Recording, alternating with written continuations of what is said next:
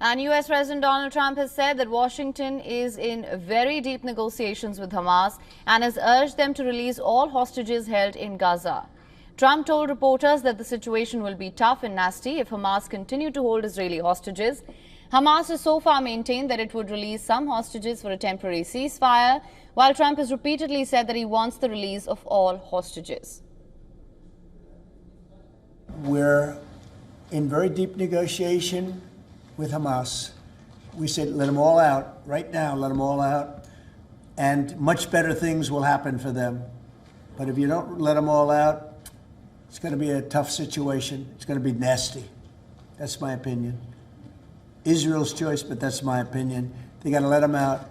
You got 20 plus you have about 38 dead people, young, beautiful, dead people. And I'll tell you, the parents want them every bit as much, almost more, than as if their son or daughter were alive. The U.S. at the moment is also discussing the Gaza reconstruction plan with the United Nations ahead of the General Assembly. As per reports, the talks are aimed at preventing row at UN conference, where several countries like the UK, France, Canada, Belgium and Malta have plans to recognize the state of Palestine. The potential reconstruction plan for Gaza includes a one-year technocratic government, an international stabilization force, disarmament of Hamas and a rejection of mass deportation of Palestinians.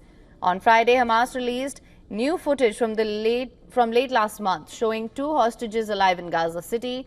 The video showed hostage Gilboa Dalal in a car being driven through a neighborhood, calling on Israeli Prime Minister Benjamin Netanyahu not to carry out a planned military offensive to conquer Gaza City. Towards the end of the clip, he's shown meeting another captive, Alon Ohel.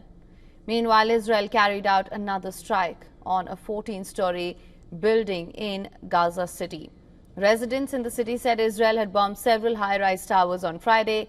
Gaza's health ministry said 30 Palestinians had been killed by the Israeli military across Gaza, including 20 in Gaza City.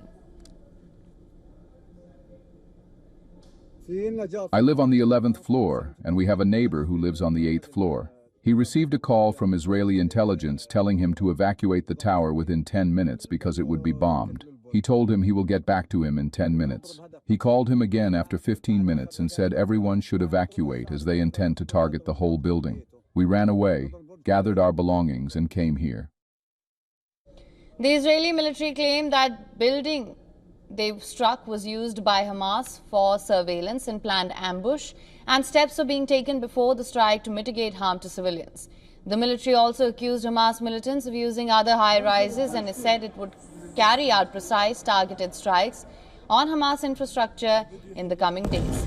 On the other hand, World Health Organization Chief Tedros Adhanom Ghebreyesus has again urged Israel to stop the catastrophe of people starving to death in Gaza, saying at least 370 people had died from malnutrition since the war began.